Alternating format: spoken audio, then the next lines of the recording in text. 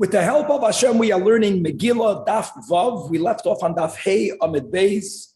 We just learned that Chizkiyo had a suffix whether Tiberia has a din of a unwalled city, whether it had the halacha of a walled city. We're going to learn other cities in which perhaps different versions, Amoyroyim, had a suffix, whether it has a din of an unwalled or a walled city. And therefore, they would read the Megillah both on the 14th and the 15th. We're going to go back to a pasuk that we quoted on Daf Hey Amid Beis concerning Yehoshua's conquest of fortress cities in Eretz Yisrael, including the cities of Hamas, Rakas, and Kineres. And we're going to have a machlokes as to what some of these cities refer to.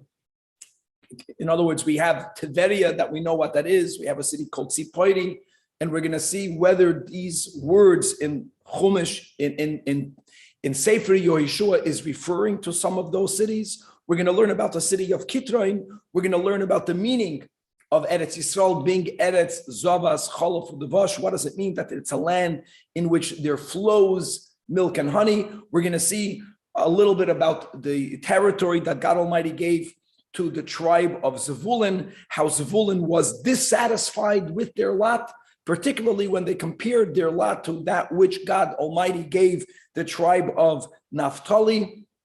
We're going to learn about the city of Ekron, and that this really refers to Caesarea, Caesari. Caesari became a hub for Rome in the Holy Land. And therefore, when we speak about the struggle between Yaakov and Esav, that these are two nations that will never be on top at the same time. When one is up, the other one is down. So there are times that Chazal refer to Yaakov and Esav in cities, Yerushalayim and Caesarea and Caesari. We're going to learn an amazing Gemara on the top of Davav Amid Beis regarding the potential, terrible, destructive force of Germany, Mamish, spoken about in the Gemara. We're going to have the famous from the 12 psukim that the Rebbe instituted for us to teach our children, including ourselves. Yogaiti v'loy motzasi al tamin, lo yogati umotzasi al tamin, yogati umotzasi tamin. That's Megillah Davav Amid Beis. We're going to have this question whether one is allowed to contend, argue, fight with the wicked, or whether should not contend with the wicked. And finally, before the Mishnah, we're going to have the Gemara speaking about the final city, which is what we call Italia, Shel Yavan. All of this are cities which during the times of Golus, when Edom, when Esav is on top, how their cities are tremendous cities. And from that we can extrapolate that when Mashiach is going to come and the Uloim, Miloim Yemats will go towards the side of our people, towards God's children, B'nai Yisrael, B'nai Yaakov, all of the greatness that will happen in Yerushalayim and in all of the Jewish cities. Now on Davav Amid Beis, hopefully we will at least start the following Mishnah that speaks about a topic that really goes beyond the reading of the Megillah. But we begin with the question regarding reading a Megillah of what happens when there is a leap year. And this is particularly true in the times of the Mishnah and in the earlier times of the Gemara, prior to Hillel the Minor establishing a calendar. There was a possibility that when Adar entered, there was only one Adar. And everyone fulfilled all of the mitzvahs of Purim on Yudalid, let's say, if we live in an unwalled city. And then the Sanhedrin decided to add a month to the year. They were Ma'aber Deshana. That will be the case of the Mishnah. So the question will be, which of the mitzvahs, let's focus beginning with Mikra Megillah, Megillah Nikreis, does the Megillah have to be reread on the second Adar? Or do we say, since it was done in Adar Rishon, we already fulfilled the obligation of reading the Megillah, which obviously touches upon the greater question that we will continue tomorrow share with, like which Adar is considered the main Adar. This is a halacha l'maisa question regarding many topics. For example, people have a yahrzeit. You have to say Kaddish. So obviously, if the passing was on a regular year and you have a regular year, there's nothing to talk about. If the passing was on a leap year, let's go with the approach, which is correct, then we do during a leap year exactly as it happened during the passing. So if someone passed away on Adar Rishon, you'll mark it on Adar Rishon. If someone passed away in Adar Sheni, then during a leap year, you mark it on Adar Sheni. The question is, if someone passed away in a Shana Pshuta, and now you have a leap year, when are you mechuyev to say Kaddish, v'chuli? That's really going to touch, that will be based on the Sugya. Another Nakuda that the Mishnah uses the words Ein, Bein, Adar Rishon, and Adar Sheni. And that Ein Bain, there is no difference between one and the other, will lead us into a whole series or the whole sugya of Ein Bains that will go until the end of the first Perek, that will speak about many topics not connected to Purim, not connected to the Megillah, but they will be framed in the Mishnah by Rabbeinu HaKadosh with Ein Bain, and that will basically be Davav. Again, let us start on Daf Hey Amid Beis. We left off 4 lines before the bottom of the Amid. The flow is regarding Chizkiya Suffolk, regarding Tiveria. So says the Gemara that Rav Asi, Kari Megila Hutzal, there's a city called Hutzal. There's a question, what city is Hutzal referring to? Because there were 2 known Hutzals during the times of Rav Asi, but whichever Hutzal that was, Rav Asi, because of his doubt, according to this version, read the Megillah both Ba'ar Beisar or B'Chamesar on the 14th and on the 15th. Here again, like we had before regarding Tiveria,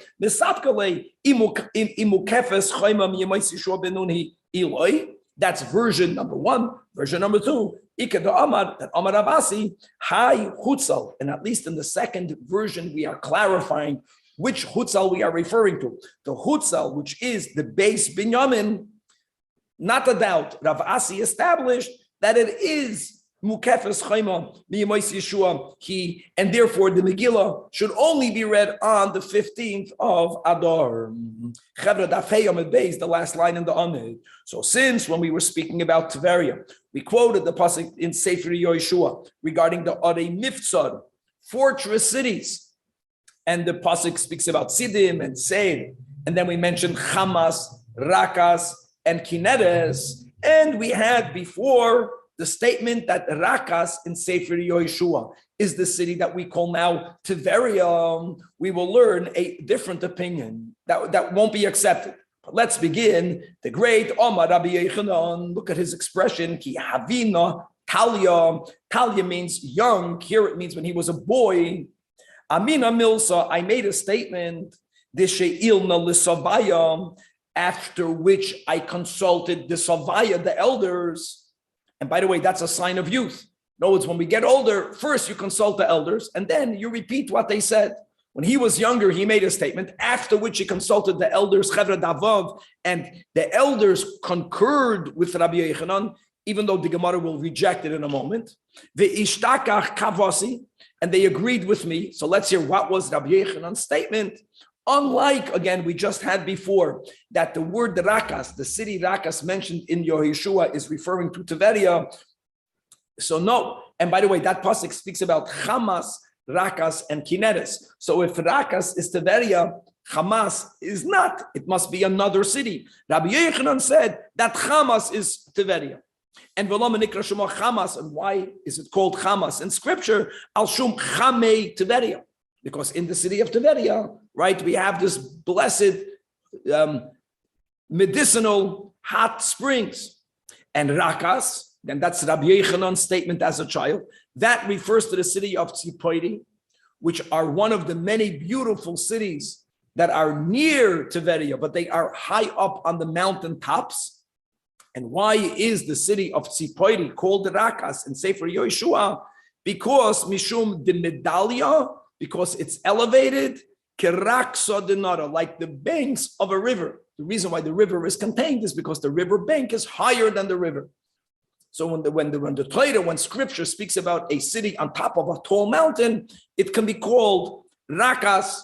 And even though there were many such smaller villages, but probably the largest city at those times on those mountaintops, right, was the city of Tzipoiri, which is, by the way, not that far away from Tzfas, Ir HaKodesh, that people are more familiar with.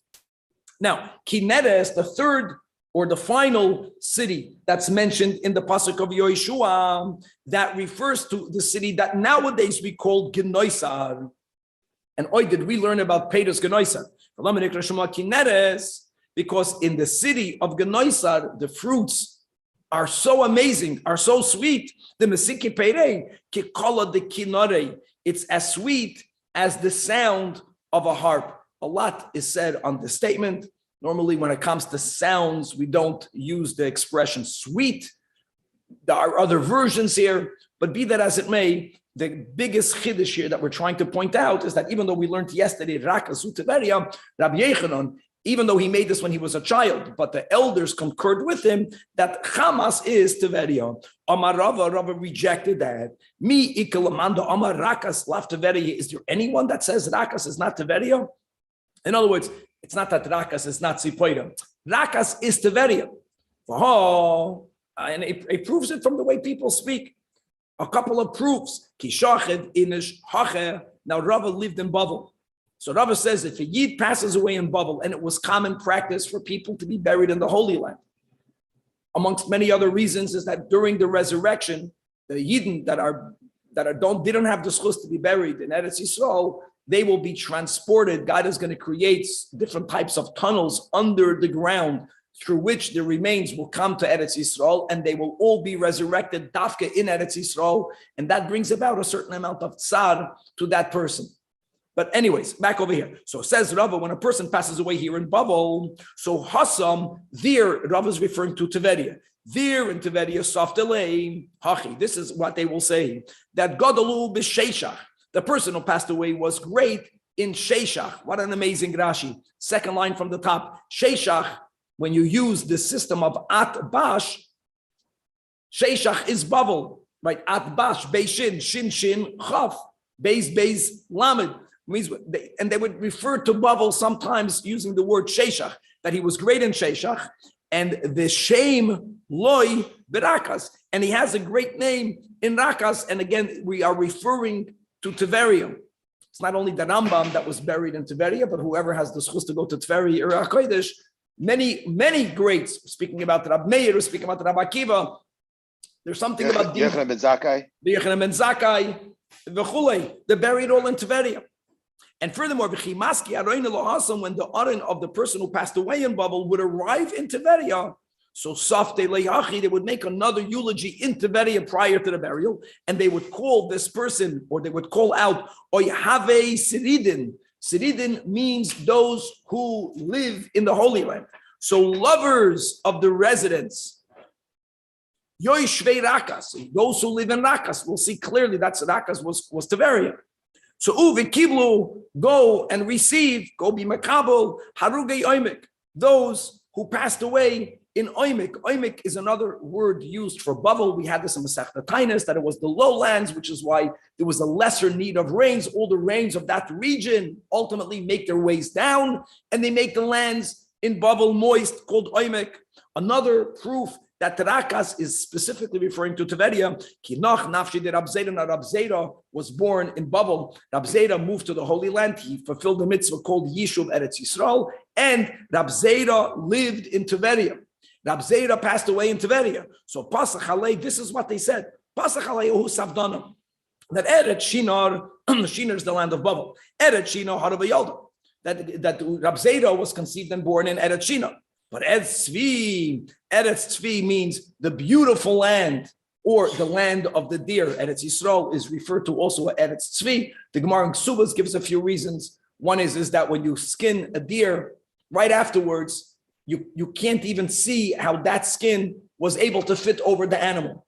And Eretz Yisrael has this unique characteristic that when Jewish people live on it, it becomes larger, it expands. Like the skin around the deer expands when it's on the deer. Also, Eretz Tzvi, the deer is very swift. Eretz Yisrael, if not for our sins, is unique that when you plant something, we also learned this recently, we learned this in Tainus, really things should grow in an exponential way more than the way things grows in the rest of the world. Anyways, Eretz Yisrael is called Eretz Tzvi. So Eretz Tzvi Gidla Shashuel, that Eretz Tzvi raised her beautiful delights. Oina, woe is it, says Rakas, Teveria, ki of the Kleichem Dasa, that her precious instrument, this is referring to the great Rabbi Zera, is lost. Again, we see from all these words that were used by everyone, that Rakas is Teveria, not Hamas, Ela Omar, either Rava or Rabbi Chevra, the first wide line inAvav. Indeed, not like Rabbi Yechanan, not like the elders who concurred with him. Hamas refers to a city called Chame Gerar. Rakas, like we said, refers to Teveria. And Kineres, he agreed, Kineres is Ginoisar. Now, Rakas, why is Teveria called Rakas? Shafilu Reikanim Shaba, even those who are empty, that live in Teveria, relative empty, they are Malayan mitzvahs kirimon. They are filled with mitzvahs like a pomegranate. And like the Maharsha points out, that Shlomo HaMelech uses the words kepelach harimoin rakosech, that your temple is beautiful like a rimoin. So in that pasuk you have rakosech and the word rimoin. So rakas means that there's something about the kedusha of Tiberia that whoever lives there becomes filled with mitzvahs. Even the Reikanim become filled with mitzvahs simply because they live in Tiberia. Rav Yirmiyah Amar, that again, Rakas Shema, really Rakas is Tiberia. The real name is Rakas. You have to explain why is it called Tiberia. And the answer is, Sheyeshevas b'tibura shel Eretz Yisrael, because it sits in the center of the land, of the Holy Land, like a navel, which is in the center of the body. It's the core of Eretz Yisrael. And Taka, how amazing is it that when the Rambam passed away, Kayadua, they put his body on a camel in Egypt. And the camel on its own walked not only to Eretz Yisrael, to exactly where the Rambam is temporarily interred, which is in Tiberia Ir HaKodesh. Now, if that was Rabba, this is Rabba. If that was Rabba, this is Rabba. So Rabba Amar, Rakas Shema, Oichet. Really, the name of the city is Rakas. Rakas is referring to Tiberia. Why did we later call it Tiberia? Because it has such a beautiful appearance. It's such a beautiful city. We're not only speaking Bagashmius, but it's amazing that it's also so Bagashmius. Amar Ze'iram. Okay, so now that we established that Rakas is Tiberia, Rabbi Yochanan said that Rakas is Tzipoidi. So now we want to know what other name does Tzipoidi have. So says the Ida that the city called Kitroim is referring to the city of Tzipoidi, and the name is actually Kitroim. Why is it sometimes called Tzipoidi? Sheyeshevas b'rei shahar, because it's a village that's built on top of a mountain, just like the bird, the beauty, the bird is perched on top of a tree, something that's on top of something else is recalled Tzipoidi. Now, frag the Gemara, how can that be? How can you tell me that the city of Kitroim is referring to the city of Tzipoidi? When Kitroim, whichever city Kitroim is, undisputedly is in the portion that God allocated to the tribe of Zevulun. And how do we know that? Because it says clearly in Shoftim that Zevulun, lo yehoirish, they didn't drive out as they should have. As Yoshvei Kitroim, the residents in Kitroim, as Yoshvei Nahalul, which was both cities in the territory of Zevulun. So Koidim called Kitroim is in the territory of Zevulun. Number two, we know that Zevulun was not content. They complained with their portion. And Tzipoidi is such a beautiful city that if Kitroim would have been Tzipoidi, the Gemara's question is, it's unconceivable that Zevulun would have complained if they got Tzipoidi. Zevulun, Misraim, Al Midois of Hava, they were dissatisfied with their midah. Their midah means their measurement. Their measurement means with the part of Israel that was given to them. Shenemer, as it says, a pasuk over there in Shoftim, Zevulun, Am, Chereif, Nafshoi, Lamos. I want you to know that the pshat of that pasuk is that Zevulun, they were a people that they jeopardized their life. They were moiser nefesh when they joined the Yidden fighting against Sisera. That is the pshat. The drasha the Gemara is making is based on the juxtaposing of that these words Zvurim Am Cherev Nafshi Lamos, and it says right afterwards V'Naftali Al Meroi Mesada, that Naftali lived on the heights of fields, and the connection doesn't fit if you only go with the pshat. So we taiched that Zvulin Am Cherev Nafshi Lamos means that they shamed themselves to death, that they had a certain reaction that they are ashamed of. Their reaction is that they were not content. Why were they not content with their portion? Because they compared what they received versus what God gave Naphtali, what Naphtali received. And B'chlal in life, from the animal soul, that's the way we are. Many times, are you happy with what you have? It has everything to do with how do you see yourself vis-a-vis the others. Many times you would have been happy. You're happy with your house, you're happy with your car, with all of the gashmias, but when you see someone else having a lot more, mitamol, you feel uncontent because they have more. And that's what happened with Zvulun. My Tam, why was Zvulun shamefully not content with their midah? Because Naftali al Meroi Mesada. Because the portion of Naftali was on Meroi Mesada. And as the Gemara says, that to my brother, again, they're referring to their neighbor in the land, which is Naphtali. To them you gave Sadis Ukramim, fields and vineyards. But to me, you only gave Hadam Ugavois. Another comparison in which they felt inferior. For them, you gave, there was more land. But to me, Zevulun, you gave many Yamim Unaharis, lakes and rivers.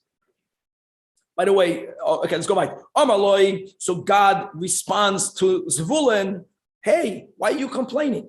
Kulam tzricham lacha, all the tribes will need something that grows, that exists, that is to be found only in the territory of Zevulun, and that is the chilazim.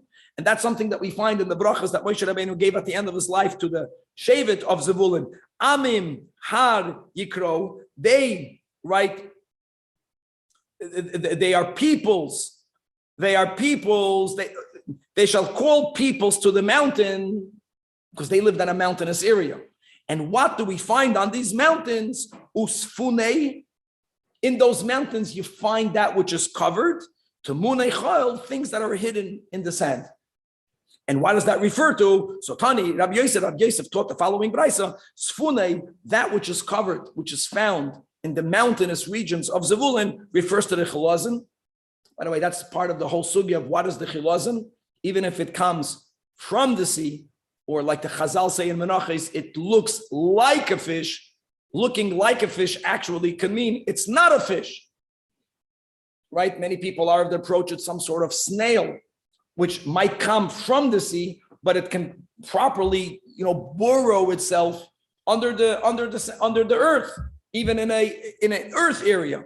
And Tamune, that which is hidden, refers to Tiris. Tiris, Rashi says that there was the unique fish called tunina, probably tuna fish, that used to come up specifically in the Yamim and in the Naharos, the Chelkoi Shel Zevulun. And Choil, the sand, refers to a certain type of sand that was superior, from which they would make white glass. And not only that, so first of all, God told Zevulun these items, these natural resources that the whole nation needs, that are specifically found by Chelkei Shel Zevulun. So why are you complaining? To which Zevulun was still unclear. A person is not happy, they're not happy. So Zevulun said, well, even if these natural resources are found in our Chelek, it's found everywhere. Who is to stop anyone from taking it from us? So Amar Lafanav, if our sand is so precious, it doesn't mean it's to our advantage. People will go and they'll take our sand. If chilazon is to be found in our territory, people are going to take it. And if they take it, we won't even know about it. No, so God gave a bracha to Zevulun. Amar Eloi, Shom Yizbechu Zivchei Tzedek. Literally, there in your chelik, you're going to offer sacrifices of tzedek. What does that mean? In Zevulun, there was no Mishkan there was no Beis HaMikdash there. Now we understand what it means. That God gave them a bracha. That just like we know, God never accepts willingly a korban that came from theft. There's something unique. If a person stole money and they brought a oila, it has no effect. God gave a bracha to Zevulun that if anyone is going to steal their natural resources, they will not succeed in what they're doing. Like a korban, which is never successful if it comes from theft. And this is referring to if people will steal the chilazon, if they're going to steal this tiris fish, if they're going to steal the sand to make the special glass. They will not see any success in their business dealings. Rashi writes that the dye won't turn out the right color, that the sand won't become white glass. So all of that is a back and forth based on Zevulun's not being content with the chelek, with the midah that they received. And now comes the bomb question. That Kitron refers to Tzepoidi, and as we quoted a pasuk, that Kitron, without question, was Bechelkei Shel Zevulun. Why would they be dissatisfied? The city of Tzepoidi is so amazing that any chelek should be happy simply by the fact that they have Tzepoidi. And if you're going to answer that Tzepoidi can be amazing, but there was one thing lacking in it. So just to know what that means, a land of that flows milk and honey is referring specifically to the honey that comes out of figs, that again, if not for our temporary, not ideal behavior, there was some bracha in the physical land of Israel which should produce and produces the most amazing fruits of the whole world. And the figs that grow in Israel should be saturated with honey to the point that honey should be constantly oozing out of it. Now, the goats that eat those figs become so filled with milk that what begins to happen is that milk begins to ooze out of the goats. Imagine that image. And the honey is oozing out of the figs, and it gathers on the ground, and you have rivers of milk and honey. That's called an abundant land. That's the way Eretz Yisrael really is, and the way it's going to be when Mashiach will come. So maybe that type of abundance was not found b'chelkoi shel Zevulun, counters the Gemara. No, it was found there. I saw the amount, the area that was mamash. You have these rivers. Can you imagine, of milk and honey?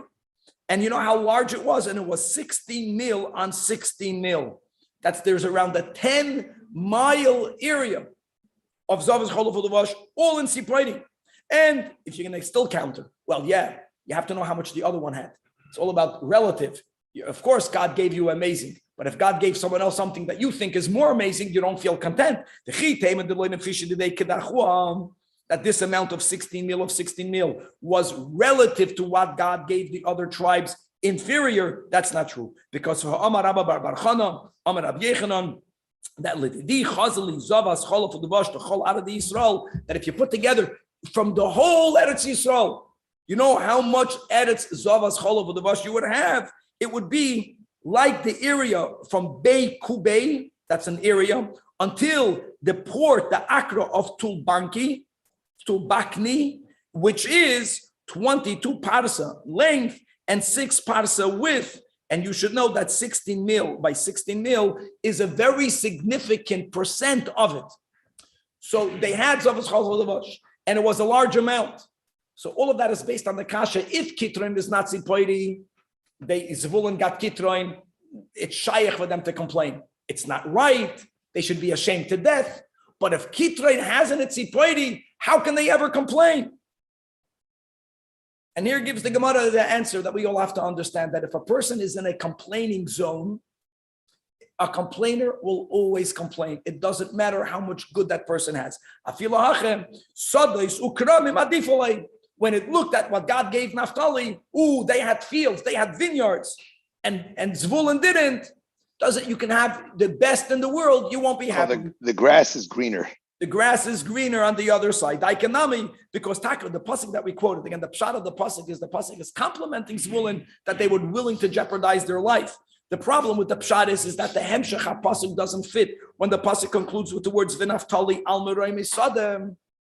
No, that's the point. We're emphasizing one thing that Naphtali had that Zvulun didn't. That they had sadois al meroy misad al meroy. They had high, at fields that were up on high. So Shmamina, it doesn't contradict, it doesn't take away the fact that Kitroin is indeed Sipoiri, which is all Bechal Kaishel Zvulun. Now that we're speaking about cities in the Holy Land, so Amar Rabba Bohu, that when it says in Tzfanya, that Ekron is the name of a city. The reason why it's called Ekron is because Ekron is indicating that at some point in the future, it will be uprooted. Now, the truth be told, Eretz Yisrael is a holy land, but there were certain cities that when Rome was dominating Israel, they made those cities into their headquarters. And when there's going to be the downfall of Edom that there will be, that includes those cities. So what's the city Ekron? Which Ekron will be uprooted? That refers to Kesari, which is a thing called today Caesarea. And you should know that Caesarea was a coveted city, as the Gemara is going to say in a moment, that it became Bas Edom, it became a daughter of Edom. And it's a city, it's a city that's built inside or surrounded by sandy beaches, which is why it's so coveted. And it's the Yidden, during a small period of time when we were, so to say, independent, Bisman by Yesheni, when the Greek Hellenists conquered Israel, when they dominated Israel, they wanted Kesari. And we were always contending there. We were fighting there. They wanted it. They took possession. We took possession. Who was the mayor? There was machloikas there. And finally, we called that city Achidas Migdal Shir, the captured tower of Shir. Shir means song because it's a beautiful city. Other people actually have the version instead of Shir, shade. The captured tower of the demon, because there was so much fighting over it that even when we won it, even when we conquered it, it's like a tower that no one can capture. And when we captured it, we had it for a very small amount of time, because then when Rome came into Israel, they made that their headquarters.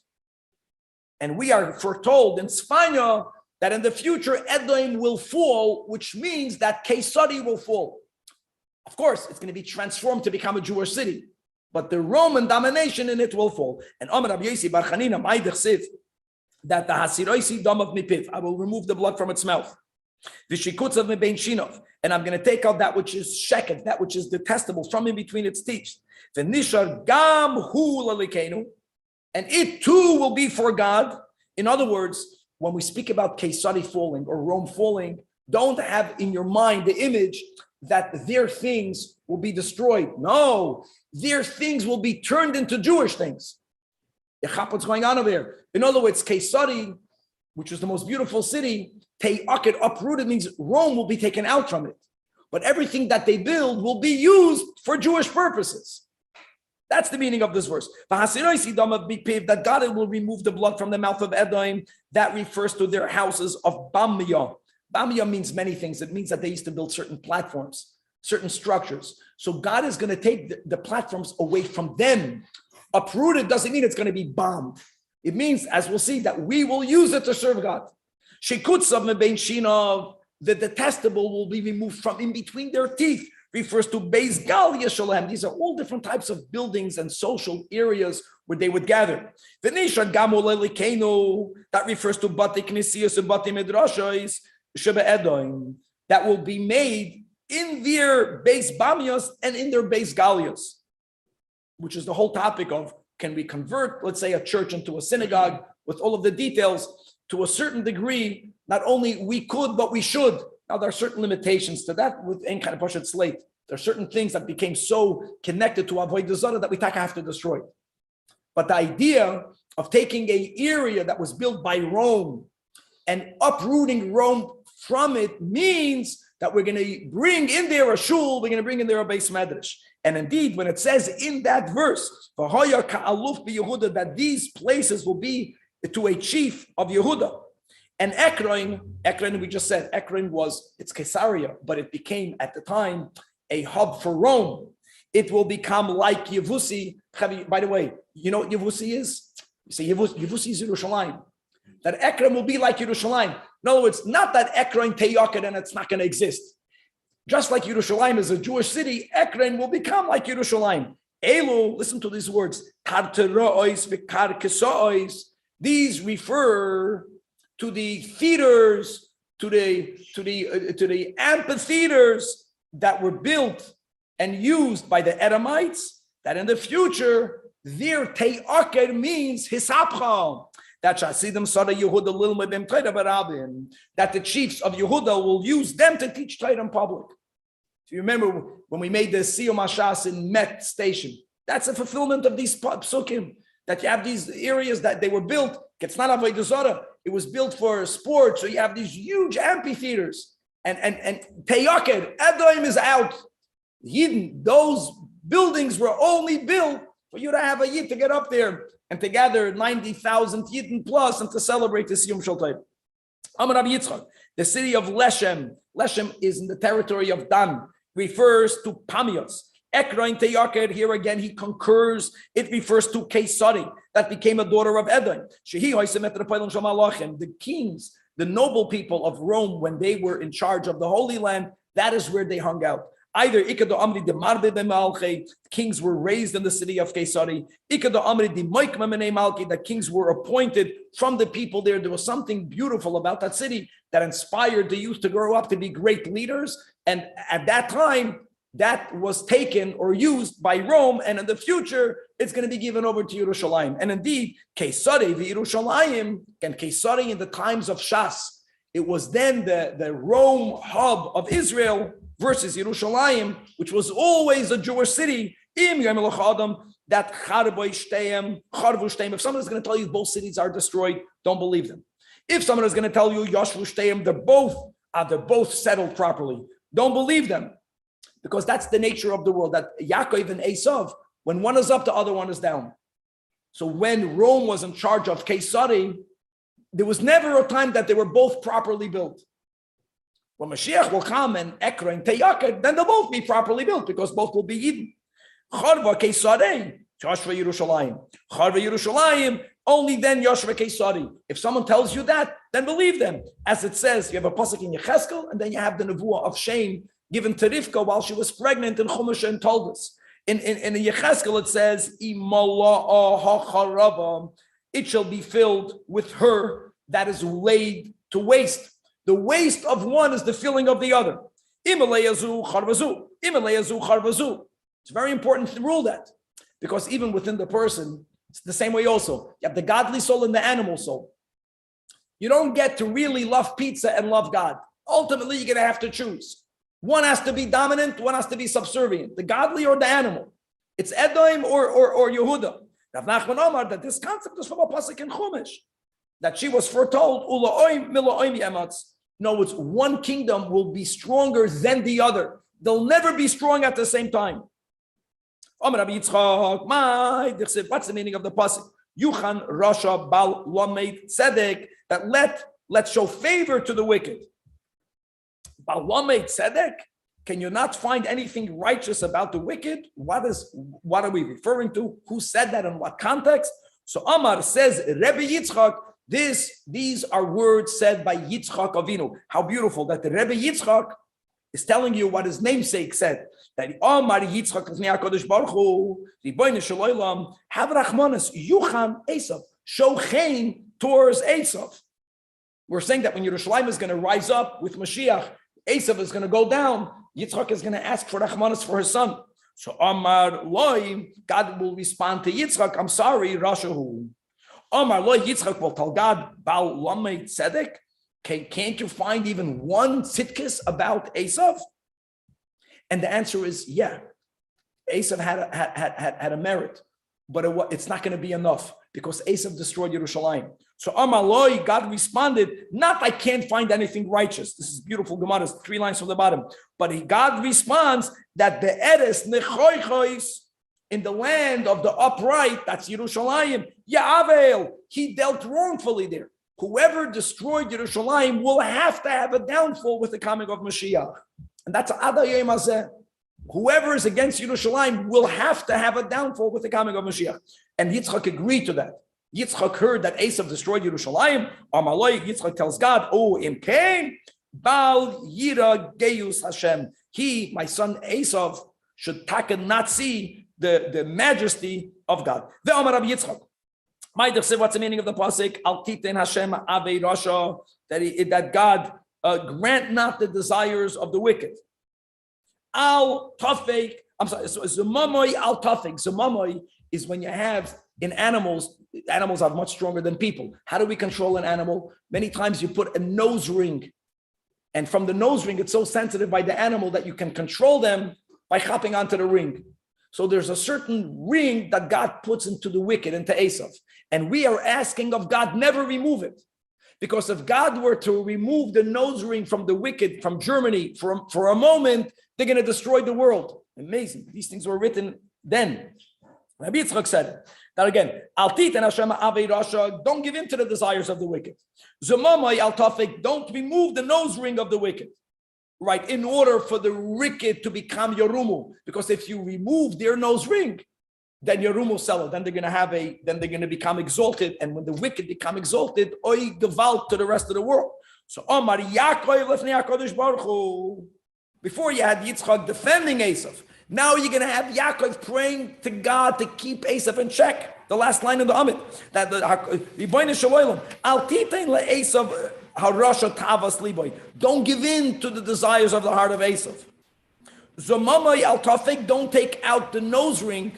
Don't take out the little control. The control we have over him. Zu, listen to this, Chevra, Davavam at base. Germania shel Edom.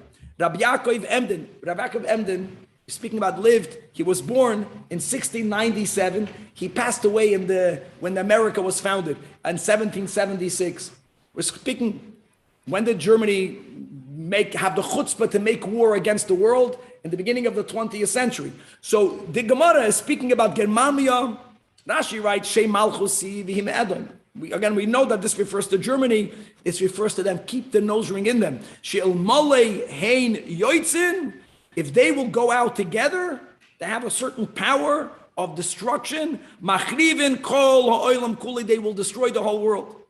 And indeed, v'amar Rab Chama bar Chanina. So what's the nose ring that God puts in it? What does God do with it? That tlas meya kitrei taga. There are 300 crowned princes that are from Germania shel Edom. On the other hand, in the source, in Rome itself, utlas meya v'shiten v'chamisham marzavne, you have 365 chiefs in Rome. So yeah, Germany is a subsection of Edom. So you have, Edom has 365 Groise Knackers. Germany itself has 300 crown princes. They contend with each other. They fight with each other. And that is the nose ring that God put in them to keep them busy with their own inner fighting, for them not to gang up altogether, because when they do that, they machar of the world. Every single day, nafka hani lahane, that they confront each other. One of them always dies. They're vicious. They kill each other. And therefore, umitredi, they are constantly busy or occupied or troubled, lo'ikmi malkam, to appoint a new ruler, because one ruler kills the other ruler. And that's the nose ring that Yaakov asked of God, don't remove it from Esav. And as history has shown, for the few instances that God removed it, we had a Holocaust by the Germans. Rabbi Yitzchak, also all members of Rabbi Yitzchak. If anyone were ever to tell you, this is a hemshich to what he said before, if anyone would ever tell you that both Kesare and Yerushalayim are both settled, or Edom and the Jews, it's never that way. One is going to be the superpower, either Edom or the Yidden. I made an effort, but I did not succeed. Don't believe him. Because the rule is that effort will bring about success in certain areas, as we'll see in a moment. If a person says, without any effort, what yogati? Yogati means I really made an effort. Yigia, I schwitzed. I didn't schwitz, but I found. Don't believe it. It doesn't work that way in certain areas. Yogaiti, umatsasi, believe. And by the way, the emphasis that the Rebbe makes is that even you say the word matsasi is said when you find a lost article. When you find a lost article, you find a lot more than your effort. You found a lost article, but you needed to look. So there is a cause and effect. You have to be misyageya. But when you're misyageya, what does God give? A lot more than what you worked for, but you needed to work. It's like a person says, the more I work, the more mazel I have. The word mazel means I'm getting something way more than my effort, but the more I work, the more mazel I have. Yogaiti umatsasi tamid. Now, so this is what the Rebbe wants children to learn by heart, which is foundational to life. But now let's learn details when we get older, that this is not always so. Hanimili, listen to these words. This rule is only b'divrei Torah. When it comes to ruchnius, hakoil b'dei shamayim, chutz miyira shamayim. When it comes to ruchnius, the things, it's up to me. Mamish, there's no freebies. If I did the effort, I'll succeed. If I don't do the effort, I won't succeed. But when it comes to commerce, when it comes to financial success, there can be a possibility where one person is yogati and he won't succeed, and the other person is lo yogati and umotsasi. Siyato hu min shamayim. What did King Solomon say? Loy lachachamim lechem. And furthermore, uladivrei Torah, that it's commensurate with our efforts. So will be our success, even though the success is beyond, but it's connected to our efforts. That's only lechadudei, to sharpen our minds, the effort that we have to make to understand Torah. But retaining, now obviously if you learn and you don't review, you're not going to retain. But if you learned and you reviewed, certain people are blessed that they don't forget the learning. That's a gift. And certain people did all the right things and they forget. Also, siyata d'shmaya. Siyata d'shmaya we can fabring on this, but we have to move on weiter. All statements of Rabbi Yitzchak, another big topic. These are big topics. Contending with the wicked. In other words, is there are we permitted and therefore sometimes obligated to argue with the wicked? I know this is a very big concept, like it can be applied in different areas. Or don't engage with the wicked. For example, a missionary comes to your door. I'm just giving you a mashal. Debate with them or ignore them. You have someone, listen, there's a certain type of wickedness that if we don't contend with them, we're violating lo samoy dal dam reyecha. We have to know how to apply this. But if no one is being hurt, the concept of there's a wicked person, go fight them. Should you or should you not? Machloikas. So Rabbi Yitzchak says, if you see a wicked person, that's a key word here, who's enjoying good fortune, they are on the rise. Don't contend, don't argue, don't fight them when they're not hurting someone right now. If they're hurting someone right now, again, you have to stop them. As it says, it's a pasuk in Tehillim, al tischar b'mereim. The teachers don't contend b'mereim with the raw, with the wicked. And v'lo yoid, furthermore, if you will contend, he will succeed. As it says, yachilu derachav b'choleis, that there's a concept in this world before Mashiach that the ways of the wicked are successful. Even if you take them to court, he might win. As it says, we are telling God that it looks like God, your judgments are far away from him. Because it doesn't appear that God is doing the right because the wicked are succeeding. That these wicked people always see the downfall of their enemies. Don't become their enemy. As it says that all the foes of the wicked, he'll blow on them. That means with a blow, he'll knock them out. So therefore, let them be. Be careful if you see a Rasha who's on the rise, for whatever divine reason, don't engage if you don't have to. The name of Rab Shimon Bar Yochai, it's mutter to contend with the wicked. As it says, only those people who abandon the Torah will praise the Rasha. Don't praise the, and silence sometimes is consent. Those who keep the Torah will contend with them. Furthermore, the Tanya, Rebbe destroy Bar Masan Amir, mutter lizgares b'rishoyim elamazeh. And now he added, he knew that certain people say, don't get involved. Laws up. The im lachshach adam loimer. Lachshach means someone who's going to whisper in your ear. Lechisha. Someone is going to tell you, al tischad b'mareim, ba'al tekana bo'isa avla, right? So I'm going to tell you that only me shalibay noikvay oimrekain. If someone knows that they have sins for which they're going to be held accountable for, a sinner should not contend with the wicked because the sinner is not worthy of him being protected by God. So this Tana teaches it a whole different way. Ella, the words al tischar doesn't mean not to contend. It means don't compete. Don't compete b'mereim to become like the mereim. When it says al tekane, the word tekane means don't be jealous of the people b'oisa avla. Being jealous would make you do like them. Liois koisa avla. It says in weiter pasuk Mishlei, al yikane lipcha b'chatoim. Don't be jealous of them, but yes, contend with them. So which one is it? Should you contend with them? Should you not contend with them? At least is it mutter or is it awesome? So says the Gemara like Hashan. Number one is chabamila day. If it's of personal nature, then let them be. If it's your own personal stuff. But mila deshmaya, Torah mitzvahs, fight with the wicked. And still, when not, depends on your tzidkes. Like Hashan, Rab Shimon Bar Yochai was speaking about a tzaddik gomer. You have nothing to be worried about. You should go fight the wicked.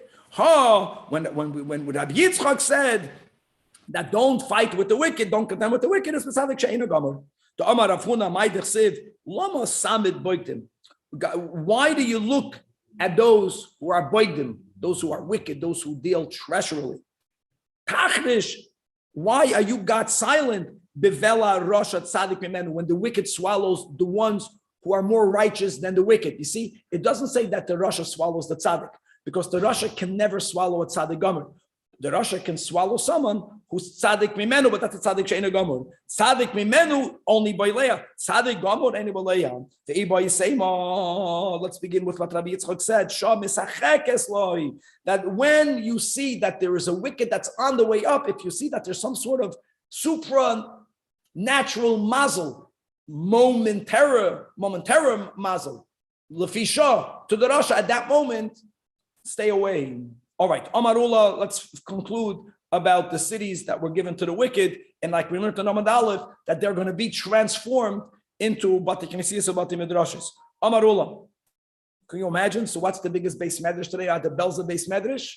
The biggest base medrash will be, I don't know, the biggest stadium in the world. Gavaldik. That's what the Gemara is saying, and that's what's Amarullah, Italia Shal Yavan. And Italia Shal Yavan, Rashi writes over here, it's a big city that only came into existence because of the sin of Menashe. That when Menashe, that's our king, tragically, brought into the holy temple at Salem. So Rashi writes the Midrash that Gabriel came down, the Noatz Kona Bayom, he inserted into the Mediterranean Sea a reed, and around the reed gathered sand and earth, and that became Italia Shal Yavan. So Italia Shal Yavan, Krach Gadol Shal Roimi. It's considered the great city of Roimi, which is actually where Rome is. And Vahavet Tlasmeya Parsa, Al Tlasmeya Parsa. Whether that's physically, whether that's mystically, the Yeshba, and in this city, in this Italia Shal Yavim, you have Shin Samachei Shvakim, you have 365 marketplaces, as we have days in the solar year. And Verkotten, Shabbakolam, and the smallest one, which in there you sell, you have all the Meichri Oifas, the poultry merchants are there. The smallest one is 16 mil on 16 mil. What did we learn today? 16 mil. We learned today 16 mil concerning the Zavas Chalav Udavash Tutsi Poidi. You have the Zelu Umazeh, Uloim Eloim. And Umelech Soyed B'chol Yoim Be'echad Mehem. And a king, there's so much wealth there. Every day he eats in another market. And Vahadarba, whoever lives in Italia Shal Yavam, even if you are a foreigner, even if you were not born there, Noitel Pras Bebeis HaMelech gets a stipend from the government. The concept of a welfare state. Rome introduced that to give to the people, so the people should not fight with the wicked government. So and they know many people, you give stipends to nationals. There they gave it even though you were not, if you live there, even though you're not born there. Or if you were born in Italia Shalavam, you would get a stipend, you would get a tax return, even if you don't live there. You would be Noitel Prasma Beis HaMelech. And Ushloishus Alpha Beit Bani Yeshba, there are 3,000 bathhouses, not stam bathhouses. Who bathhouses? That the Chamish Meis Chaloinois Ma'ala Oshen Chutz L'Chaimim. The heat that is produced in the bathhouses is so strong that they build special windows high up, so the steam should not fill up the city. It should go out of the walls of Italia Shal Yavam. And it's a protected city. Tzidei Yachad Yam, one side of the city is the sea. Tzidei Yachad is protected by Haram Ugavois. The third side is protected. They built a Mechitza Shal Barzel. They built the wall. Here you have the wall. It's amazing. And Vitzida Yachad, and one side of the city is protected by Chulsis, Umetzula, by pebble ground and swamp. That's the swamp. It's amazing. So we're learning about the swamp, we're learning about the wall, all protecting Italia Shal Yavam, and all of this is going to be te'akerd and transformed for Kedusha, for Bnei Yaakov, for Bnei Yisrael, and we'll leave it at that. We have a few more minutes. We have to open up the new sugya. So, Chevra, here's the big question. Which other is the main other? That's bottom line. The example the Mishnah is going to give is that you read the Megillah ba'ad edition. The case of the Mishnah is when they read the Megillah ba'ad edition, and by the way, it's not only the Megillah, it's the Megillah and all the other mitzvahs. They didn't even know it's going to be a leap year. And then, v'nesabra hashana. This is just a case of the Mishnah. The same can be discussed if you know it's going to be a leap year, Chevra. When should you read the Megillah? But here we're saying it's after the fact. You already read it. Then they decided to make it into a leap year. Says our Mishnah, you have to read it again, even post facto. Ein bain. Here we go. Ein bains. Ein bain other rishon other sheni. Ein bain. There's no difference between these two others. Ella kriya samagila umatonis levyonim. Meaning that when it comes to the other mitzvahs, let's say v'shloyach manois, post facto, you don't have to do it again. You can do it on the Rishon or other Sheni. Right? When it comes to the Su'udah, to the Simcha, to the Mishnah, you're good with other Rishon. But when it comes to the reading of the Megillah, and we are putting together, as we just learned a few daf ago, that the eyes of the Aniyim, they're waiting for the reading of the Megillah. Matanis le'evyoinim, no, that has to be done by other Sheni, even post facto. First of all, let's imply an implication, a presumed implied halacha. Le'inyan seder parshiyos. Rashi reminds us that there are 4 additional Torah readings: Shkalim, Zachar, Para, and Chodesh. Zevez Shavit. Right? The fact that Ein Bain, but not what? Now you can say not. I give examples of Purim. The Gemara is extending it. What happens again? They did Parsha Shkalim, they did Parsha Para, they did some of the 4 parshiyos, and then they made it into a leap year. The Mishnah implies that does not have to be repeated. The 4 parshas can be said either here or there. No, if that is the shita of our Mishnah, then we don't know who authored our Mishnah. Have a problem. Mani masnisen, not a Tanakama, not Rabbi Eliezer ben Rabbi Yossi, and not Rashbag, Rabban Shimon ben Gamliel. The Tanya Koru es Megila ba'ad Rishon. Like in our case, they did it because they only thought there's one other. Even in such a case. And then the Nesabra Hashan, and then the Sanhedrin declared the year to be a leap year, says the Tanakama, Koren Oisav other Sheni. By the way, so far so good, right? This detail, our Mishnah says the same. But the Mishnah, this Tanakama doesn't speak about Matanas Lavyayin. Shakol mitzvah shonei hagois b'sheni could be fulfilled by the first, only not Mikra Megillah.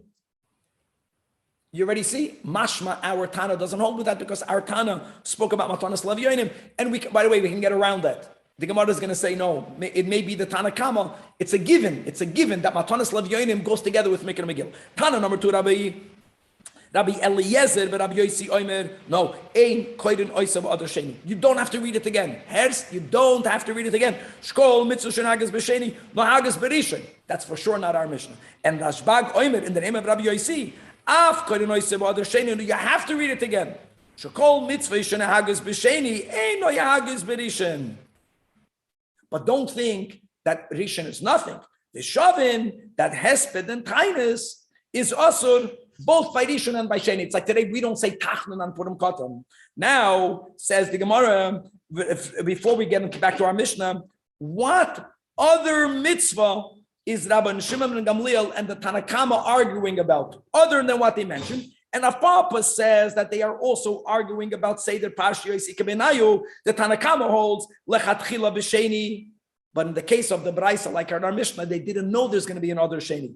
Post facto, I'Ovid b'Rishon, then the Parshiyos don't have to be reread. Avud. The only thing that has to be done in other Sheni is Mikra Megillah. Again, it sounds almost like our Mishnah. There's only one detail, that our Mishnah added Matanis Levyonim. The Tanakama doesn't mention it. Rabbi Eliezer ben Rabbi Yossi holds Afilu Mikra Megillah lachatchila b'Rishon. Rabban Shimon ben Gamliel holds Afilu Seder Parshiyos Ikaru b'Rishon. You have to read it again. So the implied limud of our Mishnah, that our Mishnah holds that the Seder Parshiyos does not need to be reread, cannot be Rashbag. So now the Gemara fears is the Kasha. So therefore, Mani, who is the author of our Mishnah? If it's Tanakama, Kasha Matonis. If our Mishnah, Bechal, Rabbi Eliezer ben Rabbi Yossi, Kasha Nama Mikra Megillah. If our Mishnah follows the Rashbag, then the implied halacha regarding the Seder Parshiyos won't fit. So the Gemara gives two answers. First of all, La'olam Tanakama, like we keep on mentioning, the Tana, Mikra, Megila, he only spoke about Mikra, Megila, but it goes without saying that whenever you have to read the Megillah, you have to give Matanas Lev Yoinim, Doha Taliyah, as we just learned above. Or Viboy Sema, that our Mishnah can follow the Rashbag. And your implication is wrong. We are rereading the Mishnah.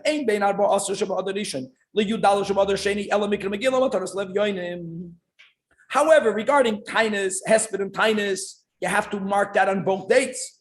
Regarding Seder Parshiyos, our Mishnah is not referring to. Actually, our Mishnah can hold that the Dalet Parshiyos do have to be reread. So our Mishnah can be both the Tanakama and Rashbag. We'll stop over here.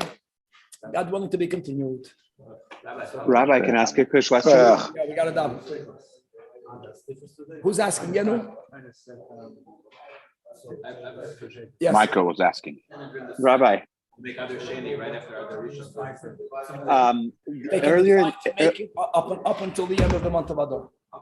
Earlier, did you say that when Mashiach comes, the nation of Esav will become Yidden? One more time. When Mashiach comes, the nation of Esav will become Yidden? Is that what you said? They won't become Jews. Their buildings, their infrastructure will be used for Jewish purposes. Okay, thank you.